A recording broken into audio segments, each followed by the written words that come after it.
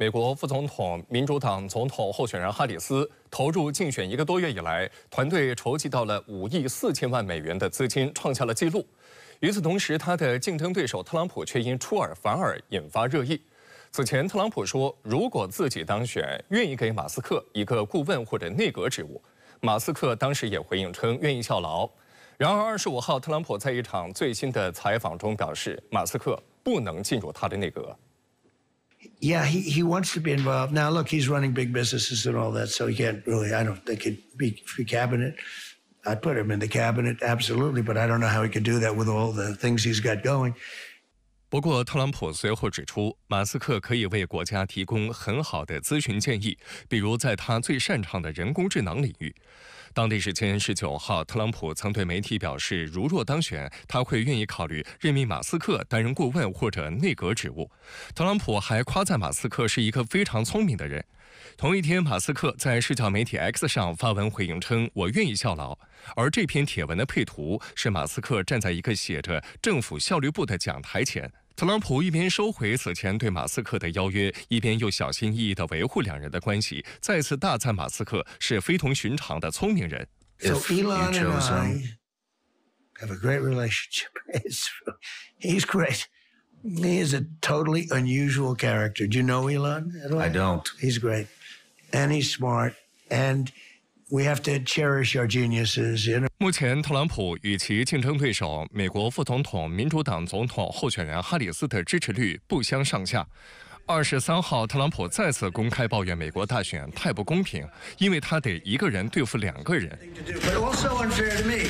I spent $100 million fighting against the man that won in their party. And we had a debate, and the debate was good for me, it wasn't good for him. And then all of a sudden they take him out and they put somebody new. You know, I've got to beat 2 people instead of 1. That never happened either, so it's not a very fair thing, but I live with it. 而在竞选活动中，为了留住媒体的关注度，特朗普甚至跟哈里斯比起了美貌。I'm a better looking person than Kamala. 事实上，自从哈里斯接棒后，特朗普确实越来越感受到被对手紧咬的压力。据26号公布的数据，哈里斯投入竞选1个多月来，团队就筹集到了5亿4千万美元的资金。按其团队的说法，这一数字刷新了选举史同期筹款记录。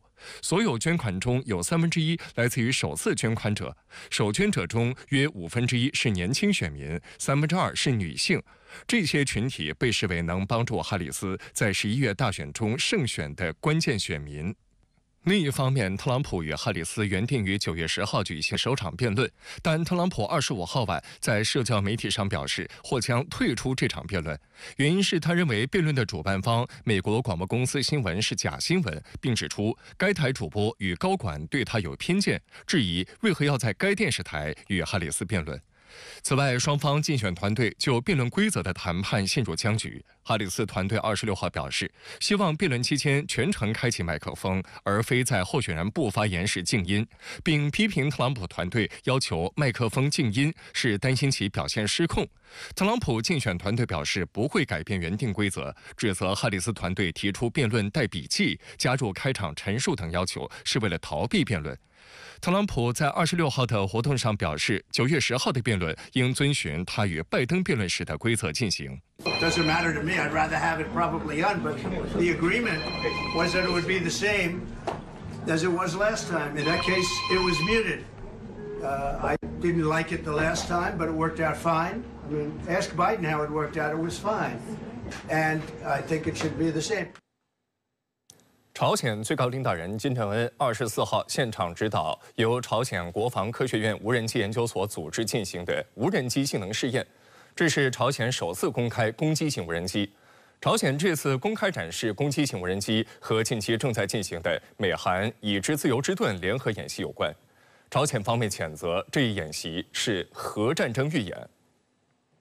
据新华社引述朝中社26号报道，朝鲜劳动党总书记、国务委员长金正恩24号现场指导由朝鲜国防科学院无人机研究所组织进行的无人机性能试验。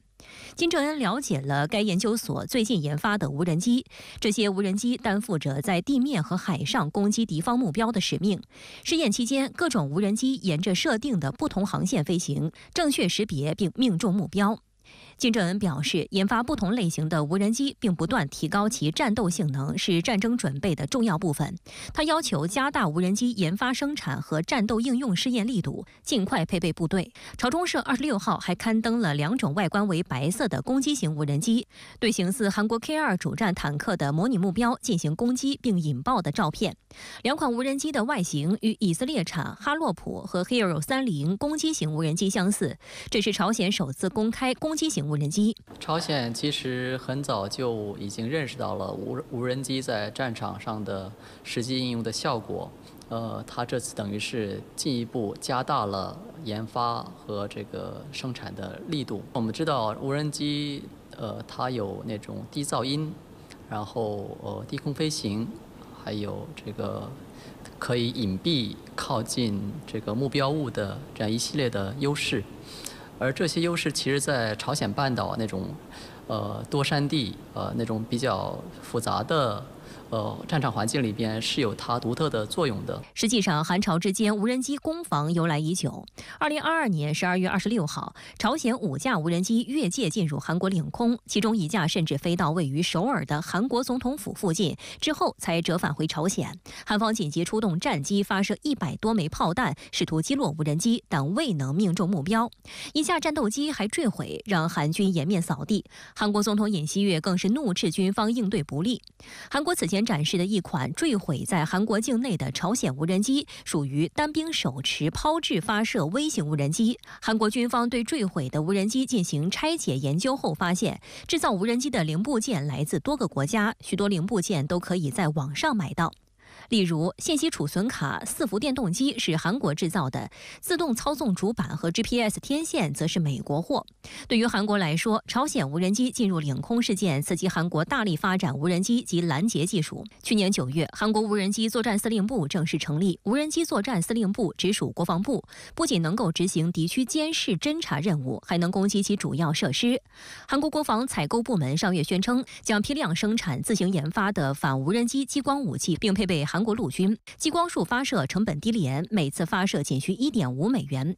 韩国防卫事业厅还称，随着技术进一步成熟，该激光武器在未来有可能改变战争规则，甚至可能用于拦截导弹和飞机等更高价值目标。韩国的武器发展也是对朝鲜是有针对性的。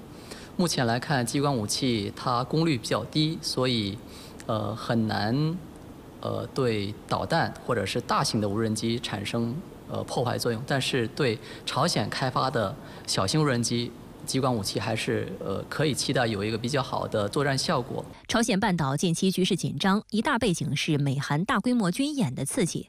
韩国空军26号表示，美韩空军从当天起在西部海域联合实施实弹射击演习，为期3天。该演习是美韩联演以之自由护盾的一环，双方将在演习中发射巡航导弹和远程炮弹，动员无人攻击机演练在地空同步应对敌军挑衅。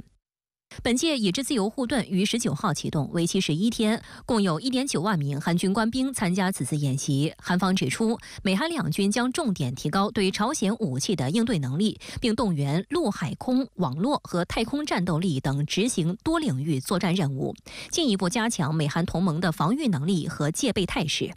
另外，此次以之自由护盾演习也包括对朝鲜核威胁的回应。去年的演习中，美国空军还出动了1架 B-1B 战略轰炸机和韩国战斗机共同训练，但今年演习中是否再次出现这种美国战略资产仍不清楚。朝鲜外务省美国研究所则于美韩联演开始前发表声明，谴责以之自由护盾军事演习是对侵略朝鲜的模拟和核战争预演。朝鲜外务省称，此次演习是世界上最具攻击性和挑衅性的军事演习，朝鲜将建设强大的国防能力，保护国家主权、安全、利益和领土完整。